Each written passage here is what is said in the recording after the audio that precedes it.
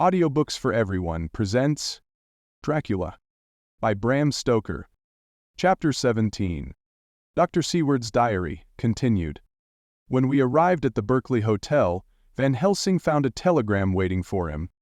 "Am coming up by train. Jonathan at Whitby. Important news. Mina Harker." The professor was delighted. "Ah, that wonderful Madame Mina," he said, "pearl among women. She arrive, but I cannot stay.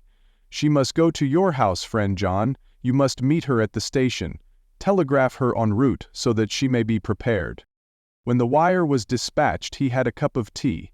Over it he told me of a diary kept by Jonathan Harker when abroad, and gave me a typewritten copy of it, as also of Mrs. Harker's diary at Whitby.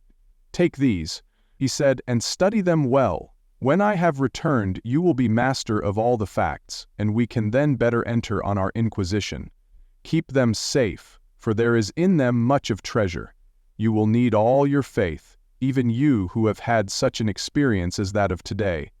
What is here told," he laid his hand heavily and gravely on the packet of papers as he spoke, "may be the beginning of the end to you and me and many another, or it may sound the knell of the undead who walk the earth.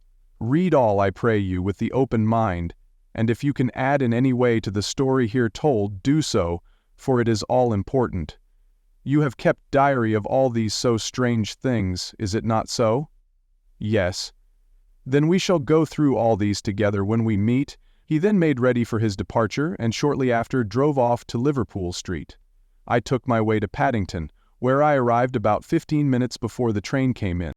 The crowd melted away, after the bustling fashion common to arrival platforms, and I was beginning to feel uneasy, lest I might miss my guest, when a sweet-faced, dainty-looking girl stepped up to me and, after a quick glance, said, "Dr. Seward, is it not?" "And you are Mrs. Harker," I answered at once, whereupon she held out her hand. "I knew you from the description of poor dear Lucy, but—" She stopped suddenly, and a quick blush overspread her face. The blush that rose to my own cheeks somehow set us both at ease, for it was a tacit answer to her own. I got her luggage, which included a typewriter, and we took the Underground to Fenchurch Street, after I had sent a wire to my housekeeper to have a sitting room and bedroom prepared at once for Mrs. Harker. In due time we arrived. She knew, of course, that the place was a lunatic asylum, but I could see that she was unable to repress a shudder when we entered. She told me that, if she might, she would come presently to my study, as she had much to say. So here I am finishing my entry in my phonograph diary whilst I await her. As yet I have not had the chance of looking at the papers which Van Helsing left with me, though they lie open before me. I must get her interested in something, so that I may have an opportunity of reading them. She does not know how precious time is, or what a task we have in hand. I must be careful not to frighten her. Here she is! Mina Harker's Journal. 29. After I had tidied myself, I went down to Dr. Seward's study. At the door I paused a moment, for I thought I heard him talking with someone. As, however, he had pressed me to be quick, I knocked at the door, and on his calling out, "Come in," I entered. To my intense surprise, there was no one with him. He was quite alone, and on the table opposite him was what I knew at once from the description to be a phonograph. I had never seen one, and was much interested. "I hope I did not keep you waiting," I said, "but I stayed at the door as I heard you talking and thought there was someone with you." "Oh," he replied with a smile, "I was only entering my diary." "Your diary?" I asked him in surprise. "Yes," he answered, "I keep it in this." As he spoke, he laid his hand on the phonograph. I felt quite excited over it and blurted out, "Why, this beats even shorthand. May I hear it say something?" "Certainly," he replied with alacrity, and stood up to put it in train for speaking.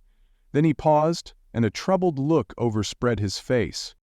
"The fact is," he began awkwardly, "I only keep my diary in it, and as it is entirely, almost entirely, about my cases, it may be awkward. That is, I mean—" He stopped, and I tried to help him out of his embarrassment. "You helped to attend dear Lucy at the end. Let me hear how she died, for all that I know of her I shall be very grateful. She was very, very dear to me." To my surprise, he answered, with a horror-struck look in his face, Tell you of her death? Not for the wide world." "Why not?" I asked, for some grave, terrible feeling was coming over me. Again he paused, and I could see that he was trying to invent an excuse. At length he stammered out, "You see, I do not know how to pick out any particular part of the diary." Even while he was speaking, an idea dawned upon him, and he said with unconscious simplicity, in a different voice, and with the naivete of a child, "That's quite true, upon my honor, honest Indian." I could not but smile, at which he grimaced. "I gave myself away that time," he said. "But do you know that, although I have kept the diary for months past, it never once struck me how I was going to find any particular part of it in case I wanted to look it up?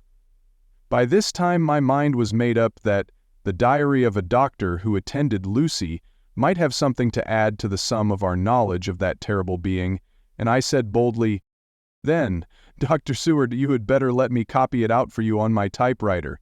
He grew to a positively deathly pallor as he said, "No, no, no, for all the world I wouldn't let you know that terrible story."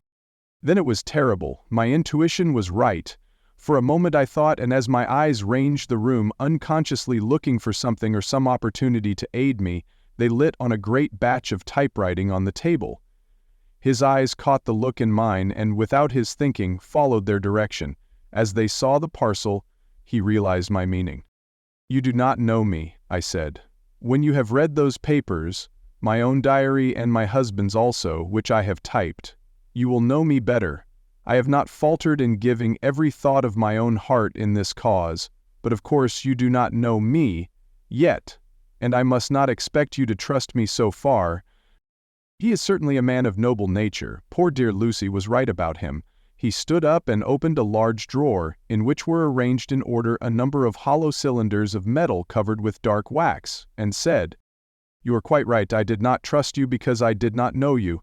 But I know you now, and let me say that I should have known you long ago. I know that Lucy told you of me. She told me of you too. May I make the only atonement in my power? Take the cylinders and hear them. The first half-dozen of them are personal to me, and they will not horrify you. Then you will know me better. Dinner will by then be ready. In the meantime I shall read over some of these documents, and shall be better able to understand certain things." He carried the phonograph himself up to my sitting room and adjusted it for me. "Now I shall learn something pleasant, I am sure, for it will tell me the other side of a true love episode, of which I know one side already." 29 days after Emily went away. I was so absorbed in that wonderful diary of Jonathan Harker and that other of his wife that I let the time run on without thinking. Mrs. Harker was not down when the maid came to announce dinner, so I said, "She is possibly tired, let dinner wait an hour," and I went on with my work. I had just finished Mrs. Harker's diary when she came in. She looked sweetly pretty but very sad, and her eyes were flushed with crying. This somehow moved me much. Of late I have had cause for tears, God knows, but the relief of them was denied me. And now the sight of those sweet eyes, brightened with recent tears, went straight to my heart. "So," I said as gently as I could, "I greatly fear I have distressed you." "Oh no, not distressed me," she replied. "But I have been more touched than I can say by your grief. That is a wonderful machine, but it is cruelly true. It told me in its very tones the anguish of your heart. It was like a soul crying out to Almighty God. No one must hear them spoken ever again. See, I have tried to be useful. I have copied out the words on my typewriter, and none other need now hear your heart beat, as I did." "No one need ever know, shall ever know," I said in a low voice. She laid her hand on mine and said, very gravely, "But they must." "Must? But why?" I asked. "Because it is a part of the terrible story, a part of poor dear Lucy's death and all that led to it, because in the struggle which we have before us to rid the earth of this terrible monster, we must have all the knowledge and all the help which we can get. I think that the cylinders which you gave me contain more than you intended me to know, but I can see that there are in your record many lights to this dark mystery. You will let me help, will you not? I know all up to a certain point, and I see already, though your diary only took me to 7 September, how poor Lucy was beset, and how her terrible doom was being wrought out. Jonathan and I have been working day and night since Professor Van Helsing saw us. He has gone to Whitby to get more information, and he will be here tomorrow to help us. We need have no secrets amongst us. Working together and with absolute trust, we can surely be stronger than if some of us were in the dark." She looked at me so appealingly, and at the same time manifested such courage and resolution in her bearing, that I gave in at once to her wishes. "You shall," I said, "do as you like in the matter. God forgive me if I do wrong. There are terrible things yet to learn of, but if you have so far traveled on the road to poor Lucy's death, you will not be content, I know, to remain in the dark. Nay, the end, the very end, may give you a gleam of peace. Come, there is dinner. We must keep one another strong for what is before us. We have a cruel and dreadful task. When you have eaten you shall learn the rest, and I shall answer any questions you ask if there be anything which you do not understand, though it was apparent to us who were present." Mina Harker's Journal. 29. September dinner. I came with Dr. Seward to his study. He brought back the phonograph from my room, and I took my typewriter. He placed me in a comfortable chair, and arranged the phonograph so that I could touch it without getting up, and showed me how to stop it in case I should want to pause. Then he very thoughtfully took a chair, with his back to me, so that I might be as free as possible, and began to read. I put the forked metal to my ears and listened. When the terrible story of Lucy's death and all that followed was done, I lay back in my chair, powerless. Fortunately, I am not of a fainting disposition.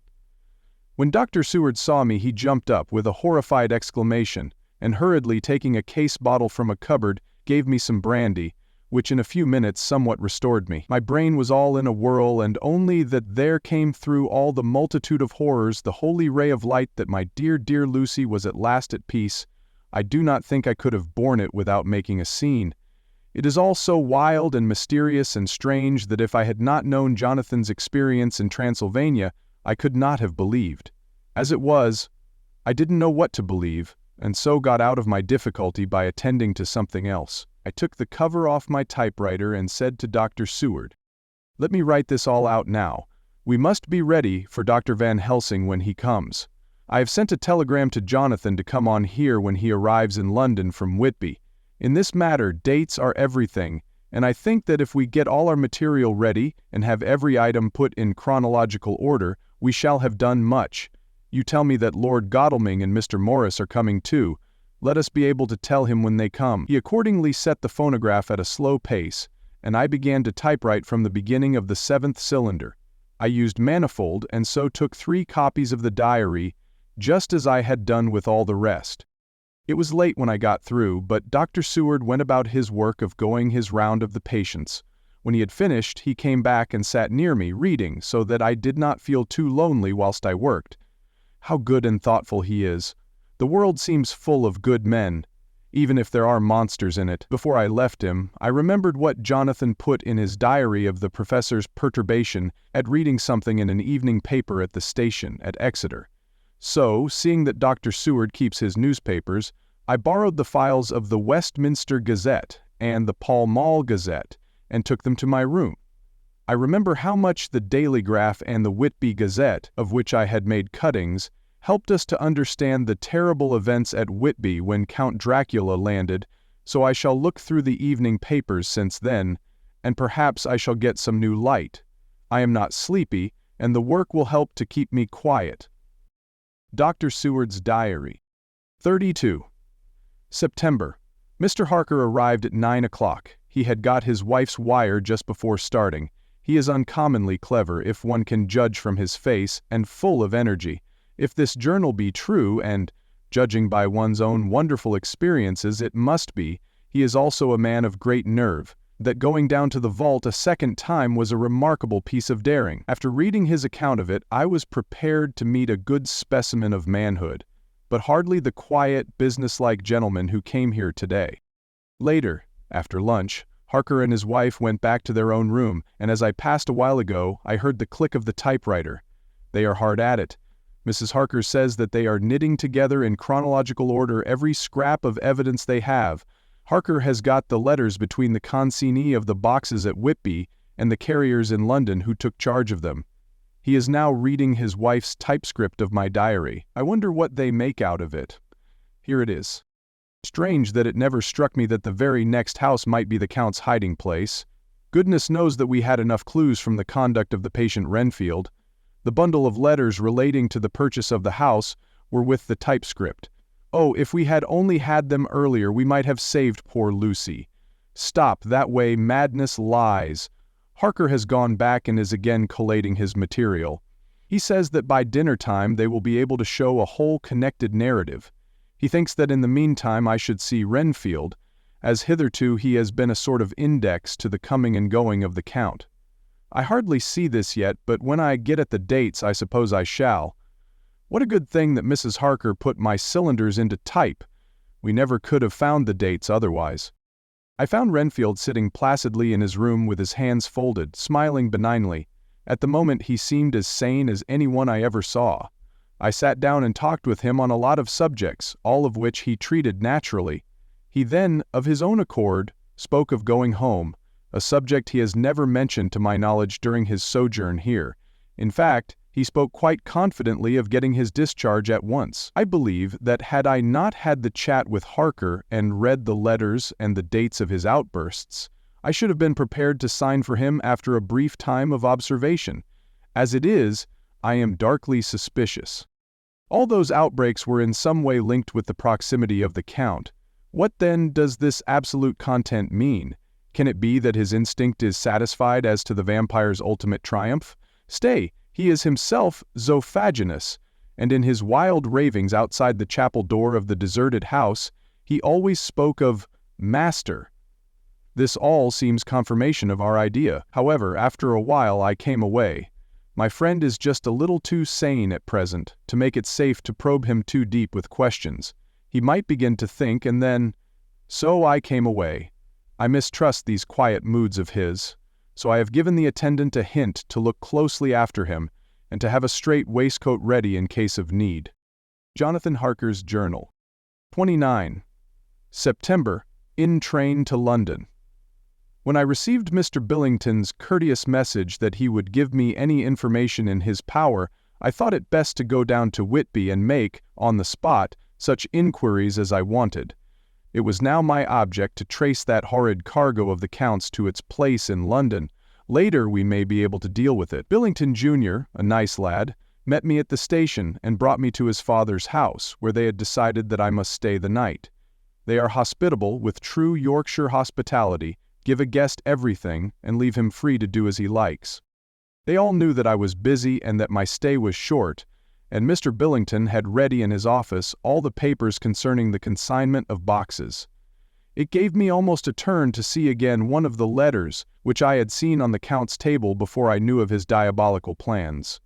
Everything had been carefully thought out and done systematically, and with precision.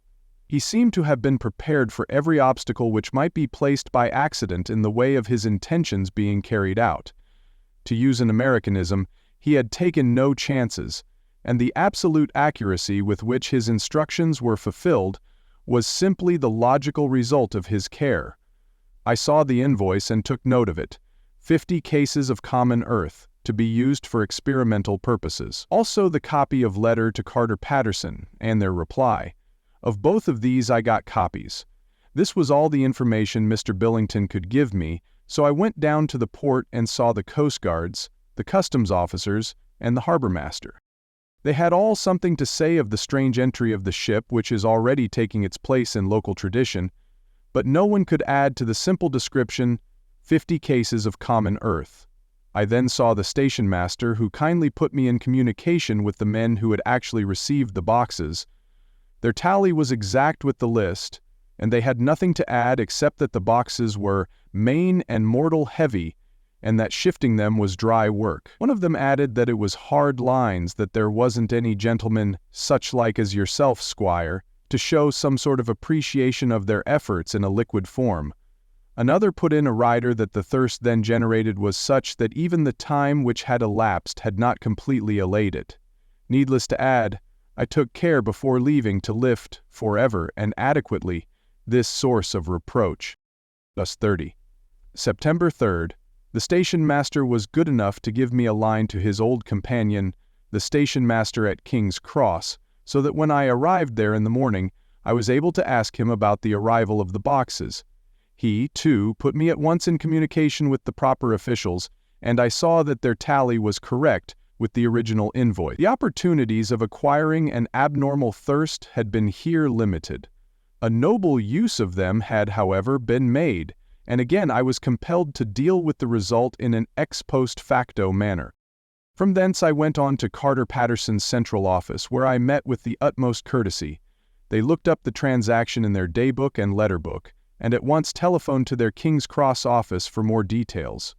By good fortune, the men who did the teaming were waiting for work, and the official at once sent them over, sending also by one of them the waybill and all the papers connected with the delivery of the boxes at Carfax. Here again I found the tally agreeing exactly. The carrier's men were able to supplement the paucity of the written words with a few details. These were, I shortly found, connected almost solely with the dusty nature of the job and of the consequent thirst engendered in the operators. On my affording an opportunity, through the medium of the currency of the realm, of the allaying, at a later period, this beneficial evil, one of the men remarked, "That rouse governor's the rummiest I ever was in. Blind, but it ain't been touched since 100 years. There was dust that thick in the place that you might have slep on it without 'urtin' of your bones, and the place was that neglected that you might have smelled old Jerusalem in it. But the old chapel, that took the kike, that did. Me and my mate, we thort we wouldn't never get out quick enough. Lor, I wouldn't take less nor a quid a moment to stay there utter dark." Having been in the house, I could well believe him, but if he knew what I know, he would, I think, have raised his terms. Of one thing I am now satisfied, that all the boxes, which arrived at Whitby from Varna in the Demeter, were safely deposited in the old chapel at Carfax. There should be 50 of them there, unless any have since been removed, as from Dr. Seward's diary I fear. I shall try to see the carter who took away the boxes from Carfax when Renfield attacked them. By following up this clue, we may learn a good deal. Later, Mina and I have worked all day, and we have put all the papers into order. Mina Harker's Journal. 30 September. I am so glad that I hardly know how to contain myself. It is, I suppose, the reaction from the haunting fear which I have had, that this terrible affair and the reopening of his old wound might act detrimentally on Jonathan. I saw him leave for Whitby with as brave a face as I could, but I was sick with apprehension. The effort has, however, done him good. He was never so resolute, never so strong, never so full of volcanic energy as at present. It is just as that dear good Professor Van Helsing said, "He is true grit, and he improves under strain that would kill a weaker nature." He came back full of life and hope and determination. We have got everything in order for tonight. I feel myself quite wild with excitement.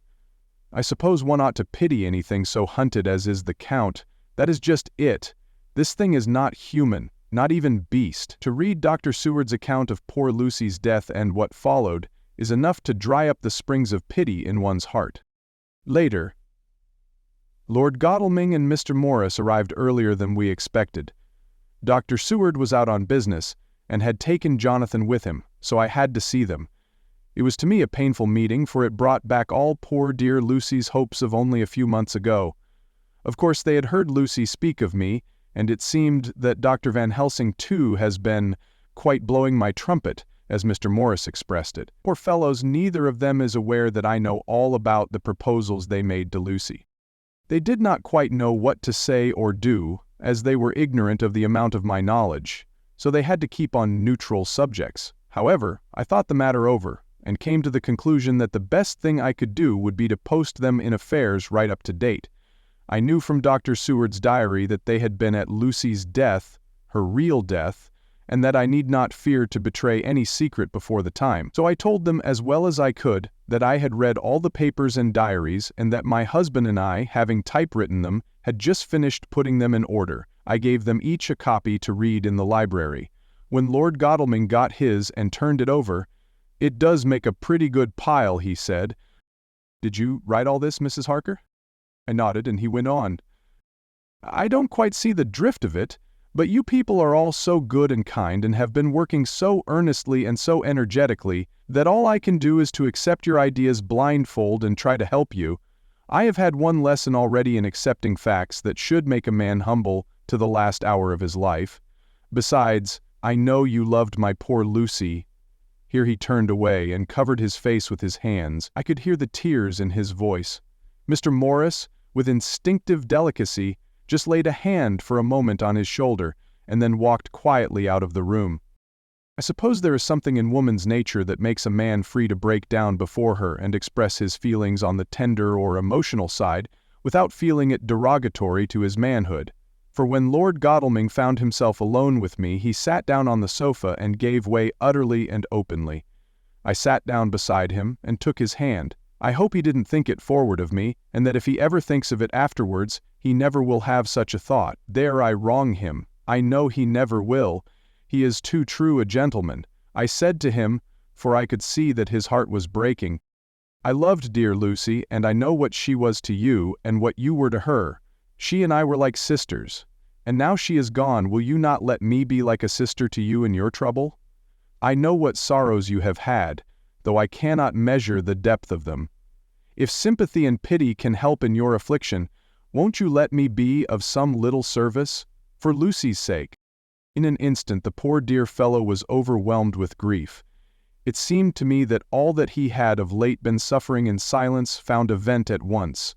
He grew quite hysterical, and raising his open hands, beat his palms together in a perfect agony of grief. He stood up and then sat down again, and the tears rained down his cheeks. I felt an infinite pity for him, and opened my arms unthinkingly. With a sob he laid his head on my shoulder and cried like a wearied child, whilst he shook with emotion. We women have something of the mother in us that makes us rise above smaller matters when the mother spirit is invoked. I felt this big sorrowing man's head resting on me, as though it were that of the baby that some day may lie on my bosom, and I stroked his hair as though he were my own child. I never thought at the time how strange it all was. After a little bit his sobs ceased, and he raised himself with an apology, though he made no disguise of his emotion. He told me that for days and nights past, weary days and sleepless nights, he had been unable to speak with anyone, as a man must speak in his time of sorrow. There was no woman whose sympathy could be given to him, or with whom, owing to the terrible circumstance with which his sorrow was surrounded, he could speak freely. "I know now how I suffered," he said, as he dried his eyes, "but I do not know even yet, and none other can ever know, how much your sweet sympathy has been to me today. I shall know better in time, and believe me that, though I am not ungrateful now, my gratitude will grow with my understanding. You will let me be like a brother, will you not? For all our lives, for dear Lucy's sake." "For dear Lucy's sake," I said as we clasped hands. "Aye, and for your own sake," he added, "for if a man's esteem and gratitude are ever worth the winning, you have won mine today. If ever the future should bring to you a time when you need a man's help, believe me, you will not call in vain. God grant that no such time may ever come to you to break the sunshine of your life, but if it should ever come, promise me that you will let me know." He was so earnest and his sorrow was so fresh that I felt it would comfort him, so I said, "I promise." As I came along the corridor I saw Mr. Morris looking out of a window. He turned as he heard my footsteps. "How is Art?" he said. Then noticing my red eyes he went on, "Ah, I see you have been comforting him, poor old fellow, he needs it. No one but a woman can help a man when he is in trouble of the heart." And he had no one to comfort him. He bore his own trouble so bravely that my heart bled for him. I saw the manuscript in his hand, and I knew that when he read it he would realize how much I knew, so I said to him, "I wish I could comfort all who suffer from the heart. Will you let me be your friend, and will you come to me for comfort if you need it? You will know later on why I speak." He saw that I was in earnest, and stooping took my hand and raising it to his lips, kissed it. It seemed but poor comfort to so brave and unselfish a soul, and impulsively I bent over and kissed him. The tears rose in his eyes and there was a momentary choking in his throat. He said, quite calmly, "Little girl, you will never regret that true-hearted kindness, so long as ever you live. Then he went into the study to his friend. "Little girl," the very words he had used to Lucy, and oh, but he proved himself a friend,